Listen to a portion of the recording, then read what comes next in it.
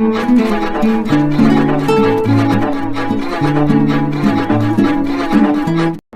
का दशक पश्चिम बंगाल की सड़कों पर उस दौर में एक ही रंग दिखाई देता था। वो रंग था लाल रंग। ज्योति बसु के नेतृत्व में वामपंथी मोर्चा यानी लेफ्ट फ्रंट एक ऐसे अभेद्य किले की तरह था जिसे ढहाना तो दूर, उसे चुनौती देने की सोचना भी पॉलिटिकल डेथ माना जाता था। दिल्ली में सरकारें बदल जाती थी, लेकिन बंगाल के लाल दुर्ग की एक ईंट भी नहीं हिलती थी। इसी लाल समंदर के बीच सूती साड़ी पहने, हवाई चप्पल चटकाए एक 35 साल की महिला अपनी तेज आवाज के साथ उस सत्ता को सीधे ललकार रही थी। उसका नाम था ममता बनर्जी। टीएमसी के शुरुआत की कैसे ममता बनर्जी ने वामपंथियों से लोहा लिया था और कांग्रेस ने अपनी ही पार्टी की महिला नेता की पिटाई का सौदा कर लिया था। इस कहानी में कांग्रेस की ऐसी सच्चाई सामने आती है जिसकी जानकारी आज की जनरेशन को तो है ही नहीं। और आखिर में सबसे दिलचस्प बात बताएंगे कि कैसे इतिहास खुद को दोहराता है। 16 अगस्त 1990 ये वो दिन है जिसने ममता बनर्जी के शरीर पर ऐसे जख्म दिए जिन्होंने आगे चलकर उनके भीतर की राजनीति को बारूद बना दिया।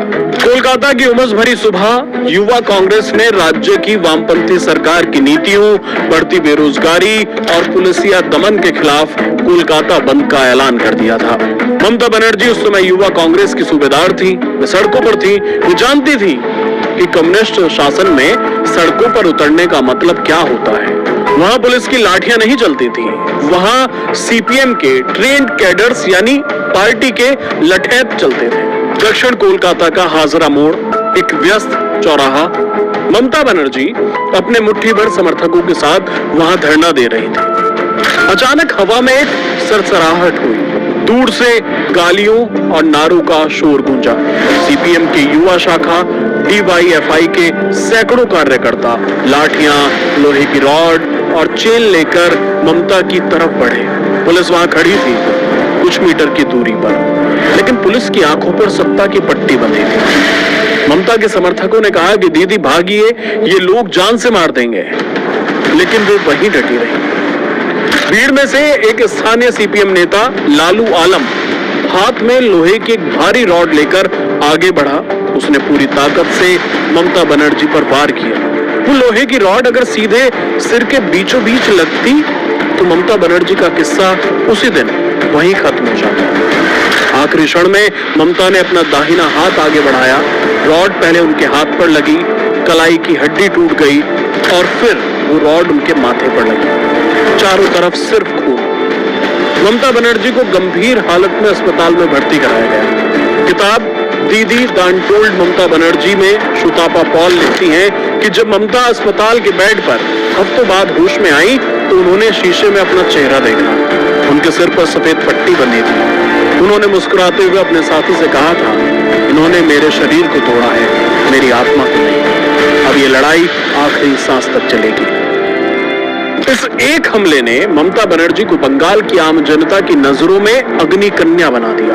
वो केवल एक राजनेता नहीं थी, वो सीपीएम के दमन के खिलाफ विक्टिम भी थी और योद्धा भी। उनके सिर की वो सफेद पट्टी सालों तक बंगाल की रैलियों में सीपीएम के पतन का सबसे बड़ा प्रतीक बनी रही। हाजरा मोड़ के बाद ममता बनर्जी का कद बहुत बड़ा हो चुका था। दिल्ली में बैठे प्रधानमंत्री राजीव गांधी खुद उनके मुरीद थे। लेकिन राजनीति जितनी बाहर दिखती है उससे कहीं ज्यादा गंदी वो भीतर होती है। ममता बनर्जी बाहर सीपीएम से लड़ रही थी, लेकिन पश्चिम बंगाल में कांग्रेस के अंदर ही उनके खिलाफ एक चक्रव्यूह रचा जा रहा था।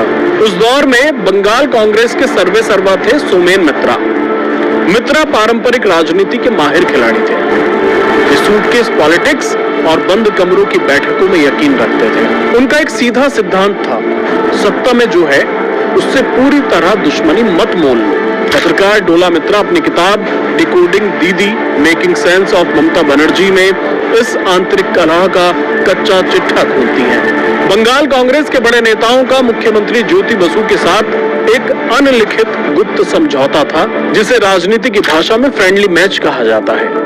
दिन में कांग्रेस के नेता सीपीएम के खिलाफ एक हल्का सा बयान अखबारों में छपवाते थे, और रात को उन्हीं सीपीएम नेताओं के साथ चाय डिनर पर बैठकर अपने व्यापार और अपनी सीटों की सेटिंग करते थे।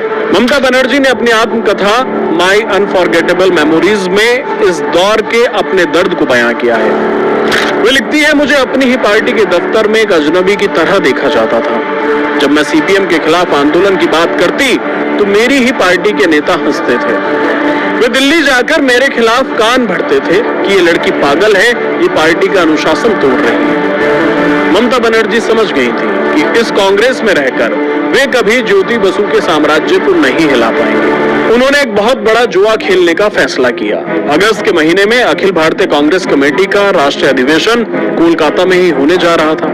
देश भर के कांग्रेसी नेता कोलकाता के वीआईपी मंच पर जमा थे, लेकिन उसी समय उस मुख्य मंच से कुछ किलोमीटर दूर कोलकाता के ब्रिगेड परेड ग्राउंड में एक और मंच सज रहा था। ये मंच किसी पार्टी का नहीं था, ये मंच ममता बनर्जी का था। उन्होंने कांग्रेस के आधिकारिक अधिवेशन का बहिष्कार कर दिया और अपनी एक अलग समानांतर रैली बुला ली।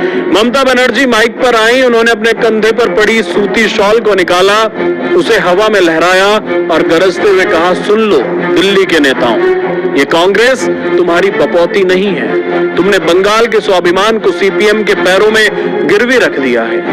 अगर तुम बंगाल की आवाज नहीं सुन सकते तो आज से मैं तुम्हारी इस बंद कमरों वाली कांग्रेस को खारिज करती हूँ।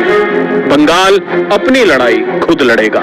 इस बगावत के बाद दिल्ली और कोलकाता के बीच के सारे पुल टूट चुके थे। सोनिया गांधी ने उस समय पर्दे के पीछे से मध्यस्थता करने की कोशिश की, लेकिन कोई बात नहीं बनी।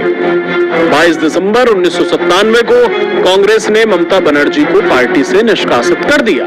उस रात कोलकाता के कालीघाट वाले अपने छोटे से घर में ममता बनर्जी अकेली बैठी थी। ममता बनर्जी ने अपनी डायरी में लिखा कि उस रात वे फूट फूट कर रोई। वे सोच रही थी कि कल की सुबह क्या लेकर आएगी। उनके पास कोई बैंक बैलेंस नहीं था, कोई बड़ा दफ्तर नहीं था, कोई राष्ट्रीय नेटवर्क नहीं था। वे एक बेघर राजनीतिक सन्यासी की तरह थी। और फिर आई तारीख 1 जनवरी 1998, नए साल का पहला दिन। दुनिया जब नए साल का जश्न मना रही थी, कोलकाता के एक छोटे से कमरे में एक नया इतिहास लिखा जा रहा था। ममता बनर्जी ने अपने कुछ वफादार साथियों मुकुल रॉय, अजीत पांजा और सौगत रॉय के साथ एक बैठक की। उन्होंने अपनी नई पार्टी की घोषणा की। नाम रखा अखिल भारतीय तृणमूल कांग्रेस।